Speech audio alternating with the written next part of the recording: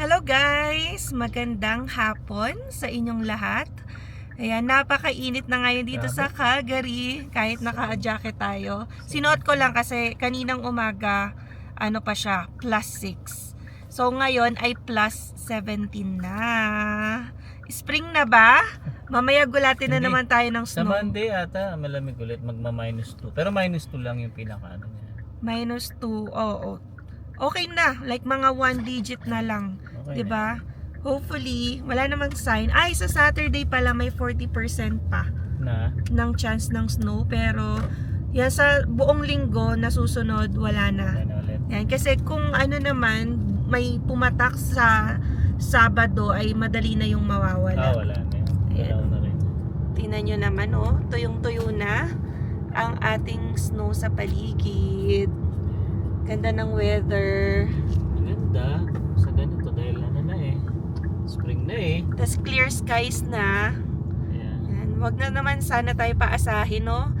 Pero Yan. ako, lagi ako nakakarinig. Sabi nila mahaba daw ang winter dito sa Calgary. Maabot daw ng 6 months. Parang hindi naman. Di ba kasi Yan. Parang December. hindi na. Oo. December, January. Pasulpot-sulpot lang yung Oo. snow, guys. Hindi siya tuloy-tuloy naman. Hindi naman siya Yan. sobrang Kahit sabihin ano nila, talaga. uy, dapat ganito kayo kasi 6 months dyan ng winter. Hindi naman. Tingnan Kasi- nyo naman, no? Yeah, sa Oo. 3 years namin dito, parang hindi naman ganung Oo, umabot hindi- ng 6 months. Pag diba? winter, hindi siya araw-araw Oo. na may snow or gloomy, 'di ba? Nakaka-experience pa tayo talaga din ng sunny days dito, lalong-lalo na sa Calgary. Oo, kasi syempre nung wala pa tayong idea sa ganito, parang inisip natin mahirap, 'di ba? Pero parang yung sinasabi nga ni Emma na snow, parang 1 week lang naman talaga yung sobrang hirap.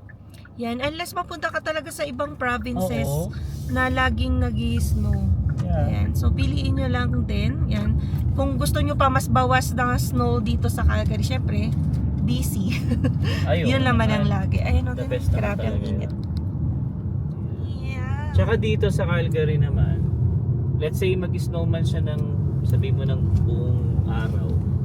Yung mga highway naman dito malinis, nililinis talaga agad. Pero yung mga looban, yan yung talagang makakapalang yelo. Yan. Pero based naman sa experience namin ni Emma, okay naman Yan. So, anyway, yan, kamusta na ba ang mga budget natin sa pagpapagasolina dyan? Nakita ko kasi dito, Oo nga, less than half na naman kami or 1/4 na naman. Kakapagas lang namin last time. So, umaaray na ang lahat ng ng nagpapagas. Hindi lang gas, no, pati diesel. Yan. So, diesel eh. meron akong updated rates na nakita yung kung magkano na ba ang presyo ng diesel at gasolina sa Pilipinas. Sa Philippines, ngayon po ay kunin natin dito yung presyo sa Shell. So sa diesel 105.89 na per liter. Pag diesel plus 111.06. And kapag gas, whether regular or premium octane, yan, sa premium octane ay 85 pesos per liter. Grabe na. Yung umalis kami dyan nung January, noon hindi naman ganito kataas. 60 lang. Nasa 60 plus lang. Pero alam ko nga, ayan, umaabot na sa 100 plus yung mga presyo, lalo na sa diesel. So dito naman sa Canada, yan, hindi kami ligtas. Sobrang tumataas na rin yung presyo ng gasolina. Nung January nga, maganda pa yung takbo, yung presyuhan dito. 1 point something lang, 1.13, ganyan. Pero ngayon, ang taas na, 1.66 na. Oo nga eh. Diba, per Yung sa- liter. Papakita natin, tingnan natin kung nag-change na naman yan. Kasi kahapon nga, nung dumaan kami, ay nasa 1.60 plus na. Grabe, no? Parang mapapaisip ka na lang na wag na lang muna lumabas or gumala kasi nga ang mahal ng presyo ng gasolina. Yan, hindi lang dyan sa Philippines, kundi pati na rin dito sa Canada. And sa buong mundo, syempre, apektado nung nangyayaring gera dyan sa Middle East, Iran, kung ano man. So, hopefully, 'di ba, matapos na, kasi kapag nagtagal pa ang hindi pagkakasundo ng mga bansang ito, ay ang dami pa ring maaapektuhan. So, tayo yung magsasuffer. Meron nga ako nakitang meme, yung angkas na picture, karga na lang. Kasi presyo ng gasolina, kahit nakaangkas ka, angkas nga, ano na dapat mas mura sana, 'di ba? Yun na yung alternative kung hindi makapag-grab yung mga kababayan natin sa Philippines. Mahal na rin tumataas na rin, lalo na kapag ganito yung sitwasyon. So karga na lang daw para hindi ka na lang gumastos, kakargahin ka na ng mga riders. So nakakatawa yun, pero parang ano yun, parang nakakasakit din ng damdamin, kasi wala na pa talagang option ngayon, no? Kundi yan, magtipid, maglakad, or yan, panalo dito yung mga naka-work from home. Oo, syempre. Kasi hindi naman sila bumabiyahe to go to work. So tayo kasi, yan, kami required talaga sa physically to go to the office. Or another winner din dito, yung mga naka-electric vehicle. Nanonood nga rin kami sa YouTube dumadami na rin pala talaga ang electric vehicle dyan sa Philippines. No? Yung pinanood natin kagabi, ano naman siya? Pero Chinese China naman yan. EV yun. China made. Oo. Pero, di ba, ina-adapt na rin siya ng mga Pilipino. Pero syempre sa US talaga, nauna na rin yan yung mga electric vehicle. And then, dito sa Alberta kasi, or syempre sa Canada na medyo malamig-lamig yung weather, nagtithink pa or nag-iisip pa yung mga tao before fully considering it. Kasi nga yung sa weather, nakakaapekto yung malamig na weather sa battery. So nababawasan kasi yung mileage or range niya kapag tumatama ng like -20 yung weather, which is dito talaga sa Canada, inevitable yun. So, pero makakakita ka rin talaga ng mga EV dito, like Tesla. Marami din. Sa Toyota din, ano ang tawag sa ano nila? BZ. BZ. And then sa Subaru, Solterra. yung EV nila, Solterra naman. And then meron din sa Kia, 'di ba? Marami sa Kia, mga... Oh, ang daming EV sa Kia. Yan. And yan, i-mention na rin natin, guys, ongoing yung rebate ng like federal government. Kung kukuha ka ng electric car ngayon, ayan, and yung final transaction price ay less than $50,000, and makakakuha ka ng rebate from the government. Ang tawag doon, EVAP, like Electric Vehicle Affordability Program. Yun. So minus $5,000, guys. Dati mas matataas pa yung grant yata na nakukuha, no? Pero at least ngayon bumalik, kasi dati tinanggal na yung programa na yan ang tawag pa yata dyan IZ. Ngayon naman EVAP. Ayan, Electric EVAP. Vehicle Affordability Program. Pero kung hindi fully electric vehicle ang kukunin mo, pag hybrid, ayan, 2.5. Last 2,500 yung malilis. So yun, guys, no, at least na-share lang din namin yung mga information na nakukuha natin yan sa mga pag-visit ng mga dealerships. So dati nung nag-umpisa kaming mag-visit yan, previously wala pa yung EVAP na rebate. So ngayon yan ulit binalik. Yan, I think kapag next year ka kumuha, yung 5,000 na rebate magiging 4,000 na lang. And then sa 2028 magiging 3,000 na lang hanggang pababa ng pababa. Or pwede nga rin yan ma-stop bigla, depende sa funding ng government, which is ganun yung nangyari last time. So hindi siya forever, guys, kaya ini-encourage na rin talaga yung mga tao, yan, i-adopt yung electric vehicle. Syempre para ano din yan, zero transmission or emission. At least nakakatulong ka daw sa cleaner air. Yan, kasi syempre kapag gasolina or diesel, may binubuga pa rin yan sa atmosphere. Pero kapag electric vehicle daw, ayan, nakaka-contribute ka sa cleaner air dito sa ating environment. Tsaka diba may news nga na parang ang Canada, target nila pang 2030 dapat almost 80% daw Yes. dapat ng sasakyan dapat electric na. Oo, yun yung goal nila. Ah, Yan. Pero, yun nga sabi ko, ang nagpapahirap lang talaga sa desisyon ng tao, kahit gustuhin man ng karamihan na mag-EV dito, ay yung weather. Yan kasi nakaka-drain talaga ng battery kapag pumapalo ng mabababang temperature. So, maganda talaga, maganda yan sa US kung better yung di ba, weather conditions nila doon. Hindi kasing lamig dito sa Canada. But still, dumadami na rin ang mga may EV dito. Yan. Para minsan-minsan yan, nakakakita tayo ng mga nagdadrive ng Tesla, ng Solterra. Ayan. So, hanapin natin. Ito pala. Ayan Ayan, presyo ng 166. gasolina, guys. pala. 166.9. So, Shell to, 166.9. Ayan.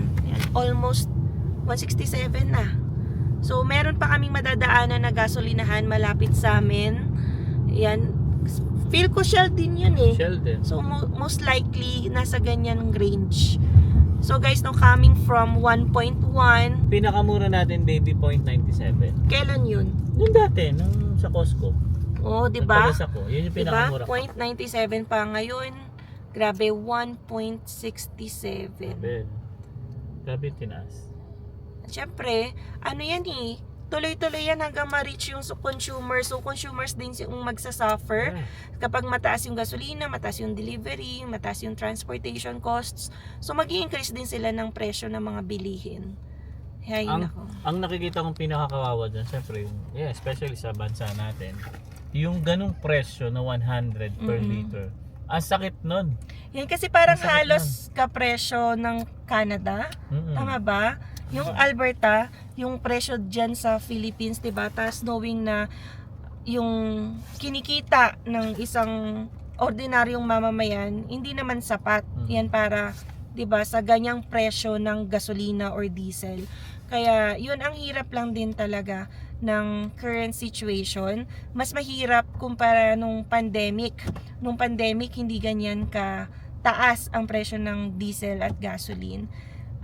Iba lang talaga ang epekto kapag yung transportation ng fuel or oil ay naapektuhan, no, because of the ongoing conflict ng US, Iran, yan, 'di ba?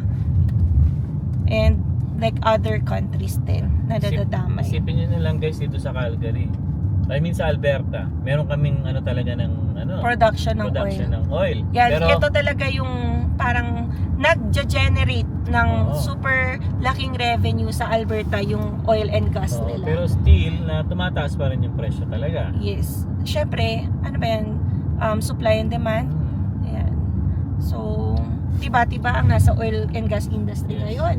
Diba? Mataas yung demand ngayon. Kumbaga parang binili mo lang halimbawa ng piso, naging dos na ngayon. Yan, Parang ganun. almost. Wag naman Diba? sana umabot sa ganun, no? Grabe, 1.67. Yan, may time nga na 0.97 lang yan nung mga nakaraang buwan. Yan, namong problema ang government of Alberta kasi ang baba nga ng presyo ng gas and oil. Pero ngayon, because of the war nga, ayan, ay tumataas na. Maganda sa business ng Alberta, maraming demand, and nagpa-promise pa ngayong Alberta na pwede silang mag-supply yan kung kailanganin sa ibang regions or sa ibang countries, 'di ba? Kasi nililimit yung supply sa Strait of Hormuz ba yun? So kung may hindi makapag-produce, andito yung Alberta. Pero yun nga, syempre pataas pa rin talaga ang presyo since tumataas ang demand. Kaya nga, nakakatawa nga guys, yung kapatid na Emma, halos hindi daw siya umaalis ng bahay kasi nga ang mahal ng diesel. Oo, limitahan na lang kung lalabas, isahang labas na lang, isahang bili, hindi yung pa isa-isa, no? Kasi sayang din yung presyo ng gasolina. Tapos especially napaka-traffic pa sa atin. Ubus talaga ang gas mo. Oo nga, tipid-tipid. Nagtaas na ba ng mga yung presyo ng dyan, sasakay ka ng Grab, ng taxi, ng FX, ng jeep, yan. Kasi feel ko, kawawa rin naman yung mga drivers, kunwari, no? Kasi sila yung sasagot nung mahal na gasolina kung hindi i-increasean yung pamasahe. Pero kawawa din yung mga sasakay kasi tumaas pa ang sahod nila. Lahat yan apekto. 'Di ba? Para taasan din yung singil ng pamasahe. So, hopefully, umayos din. Kasi, last time din naman, siguro may event din na nagkukos ng increase ng presyo ng gasolina. Pero umu-okay din. So, ngayon sana, hindi na tuloy-tuloy. Matigil na ang dapat matigil na problema, 'di ba? Kasi may mga kababayan rin tayo. I think may mga friends ako sa Facebook nagpo-post ng My Day kasi nagpapanik sila kapag nagno-notify ba sa cellphone, no? Ayan. So again, ito yung Shell. So same lang, 1.66. Yeah, pero tinan niyo yung diesel, 190.9. Grabe, 190.9. Sorry, ang liit kasi sa camera. Yung diesel dito, 190.9. So ibig sabihin nun, $190 per 100 liters. Tama ba? Ayan. So kung per liter, $1.90 per liter siya. Sa atin, ano pa yan? Kaya, mura pa sa atin. Kasi, Oo. diba? Ano mo siya sa pera. Ayan, parang yun nga sabi ko halos equivalent doon sa presyo sa Pinas. Pero ito, Canada price na to guys. Yan, kaya yan, mag-pray na lang din tayo na sana matapos na yung gulo kasi may mga kababayan din tayo kilala na naapektuhan at nawawalan ng trabaho because of the ongoing conflict. Yan, sana wag nang dumami pa ang mawalan ng trabaho, 'di ba? Or maapektuhan. Yan, hindi natin alam. Yan, kapag gumive up ang mga businesses, 'di ba? Kapag hindi na tangkilikin at wala nang mga bumabiyahe masyado kasi nga ang taas ng gasolina. Ayan, marami talagang pwedeng maging consequences. Ayan, kahit tayo umaaray na rin. Ayan, kaya kailangan kami magtitipid. Ayan, kaya sabi ko minsan kay Alvin, 'di ba? Gusto niya ako mag-drive pag Monday, Tuesday. Minsan pipiliin ko pa rin mag-bus na lang kasi mas tipid mag-bus kaysa yun nga mag-gas kami. Ayan, 'di ba? So kapag pauwi na lang para sabay-sabay, pero kapag ako lang yung babiyahe, magbabas na lang ako kaysa mag-spend ng mahal na gasolina papunta at pauwi. Ayan, so andito na naman tayo sa bahay. Ayan, maraming salamat na naman sa ating chikahan. Ayan, napakagandang topic rin kasi to. Alam ko maraming nakaka-relate dahil ito ay napakalaking epekto sa ating buhay ngayon, yung mahal na gasolina. Alright, yan. Tayo sa bahay ulit. We're home. Ayan. So yun guys, ganyan lang naman ang vlog namin ngayon kasi nga after talaga ng trabaho namin, umuwi na lang kami. So pahinga, ganyan. Bonding kami tatlo. Bonding. At magluluto pa tayo para sa dinner natin. Naman. Pagluluto kita ngayong weekend. Wow. Yan, ngayong weekend, Sabado kasi, tas si Alvin may pasok, ako naman magluluto. Yeah. Alright guys, so maraming salamat sa pagsama ninyo sa vlog natin for today. So sa mga hindi pa po nakasubscribe, you can consider subscribing po. And don't forget to click the notification bell para updated din kayo sa aming latest video uploads. So yeah, we'll see you again on the next one. Peace.